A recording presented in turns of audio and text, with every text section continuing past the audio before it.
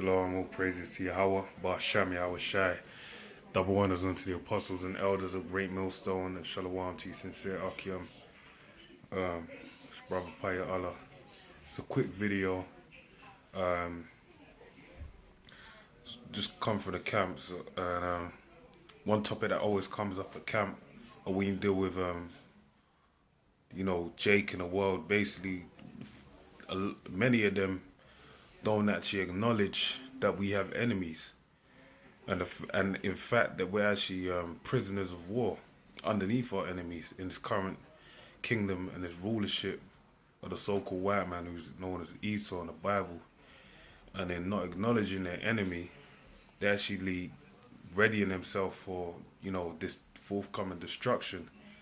So I basically just wanted to hit a couple precepts on that point, and Lord willing, edify the elect. So this is Sirach 12:10. Never trust thine enemy, for like as iron rusteth, so is his wickedness.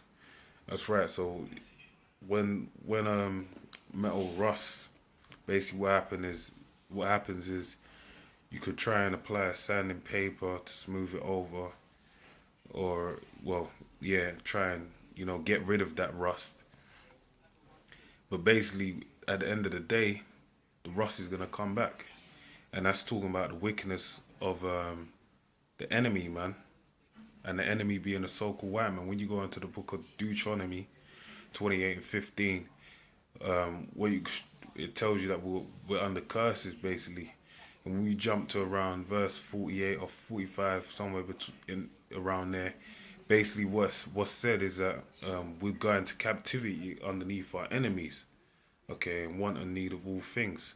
And that's where we are at this point in time. We're underneath the so-called white man in captivity right now, who's our enemy, okay? And we can't trust him, because any chance he gets, he basically, right now we're in the New World Order is being slowly implemented, step by step. Okay, really, it's more or less nearly done, man. All they gotta do is the chip, the mark of the beast, and then we'll be out of here, man. But the reason why I said that is because the so-called white man will have you believe that he's cool with you so-called Negroes now. We're all friends, one big happy family, and he forgot about slavery.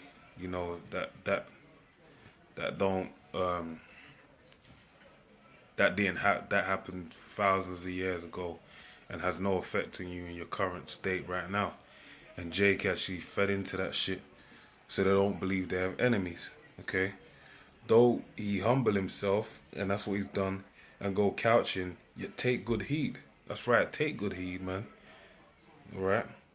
When you I'll read on. And beware of him, and thou shalt be unto him as if thou hadst wiped a looking glass, and thou shalt know that the rust hath not been altogether wiped away. That's right, because, example, the moment you start talking about the hardship of Jake's, they want you to forget about all that.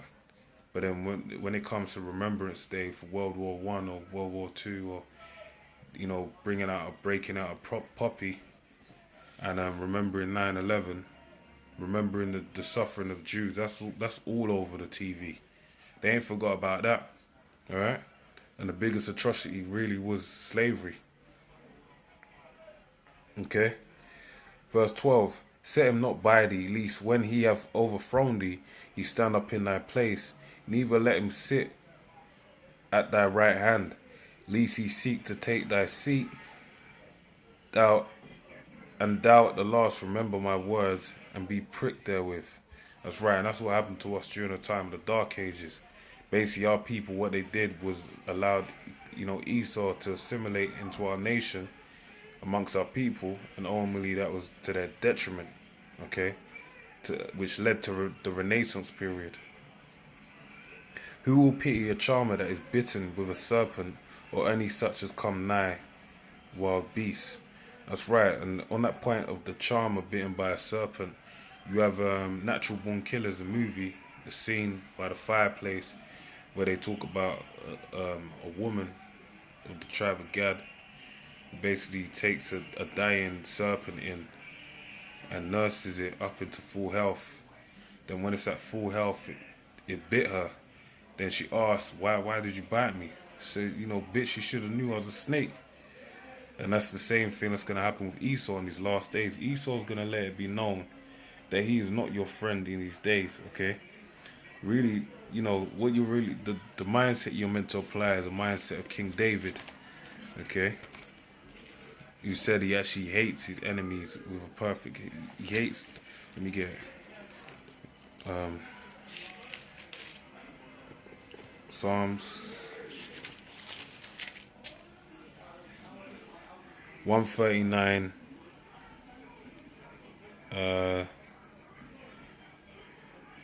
we'll start from 19, okay.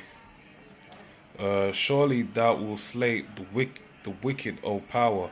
Depart from me, therefore, ye bloody men. For they speak against thee wickedly, and the so-called white man speaks against the Heavenly Father wickedly. How does he do that? By upholding an image of blasphemy, showing that the Heavenly Father is a white man when he knows better. He knows he's a so-called black man because he's read the Bible. Okay, he has these archaeologists and all these scholars delve into the scriptures of the Bible, and they actually know these things, okay? Because these Bibles are printed in corporate, organizations that were set up by Jake, but they didn't have full ownership over. So they know these things, man, and they search it out, and they watch us as well, starting with the apostles of and elders of GreatMillStone, okay? And thine enemies shall take thy name in vain, as they have taken the Heavenly Father's name in vain. Alright? Do not I hate them, O Lord, that hate thee? And am I not grieved with those that rise up against thee? I hate them with a perfect hatred. I count them mine enemies. So anyone that hates the Heavenly Father, King David said he considered them his enemies. And that's the same mindset we're meant to apply. Okay? Arm yourselves likewise. And, turn to the search of our fathers, man. That's where the wisdom, knowledge, and understanding is going to come from. Let me get this last scripture and I'll finish up on this. It's Isaiah 59.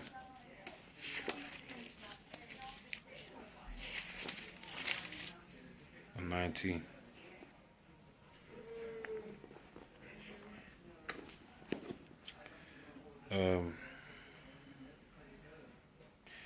For thy wastes and thy desolate places and the land of thy destruction shall even now be too narrow. So lucky I got the wrong scripture. 49, 59.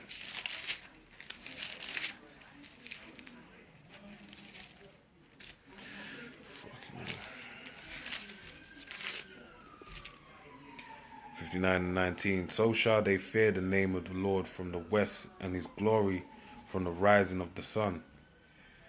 Okay. When the enemy shall come in like a flood, the Spirit of the Lord will lift up a standard against him. So again, the enemy, the point being is that we have an enemy. And this prophecy that I'm reading of ain't be fulfilled. Okay. This is something that stands to happen in the time of Jacob's trouble. Only those of the elect that the Lord are dealing with, they're the ones that are going to be protected when this actually prophecy comes to pass. So I'll read it again. So shall they fear the name of the Lord from the west, okay, and his glory from the rising of the sun. When the enemy shall come in like a flood, okay, it's talking about the so-called white man in his last days, the time of Jacob's trouble, when he's going to try and implement his world order, okay, to imperfection in their eyes, okay, as it tells you in Job, when they're about to fill their belly, then they'll vomit up riches. It says, when the enemy shall come in like a flood, the Spirit of the Lord shall lift up a standard against him, okay, and the Lord's gonna, basically that standard is gonna be, the Lord is gonna raise his men up, man, and give them spiritual power. Okay, so base of this lesson really is to understand that we have enemies in this day and age, and you know, really, this is all these lessons are for the elect. It's to build up, you know, those of the elect, and with wisdom, knowledge, and understanding. So with that, I pray you are edified. Say all praise to Yahweh, Ba'asham Yahweh Shai, double honors unto the apostles and elders of Great Millstone, and Shalom to you sincere Akim out there persevering in his truth and sincerity. Shalom.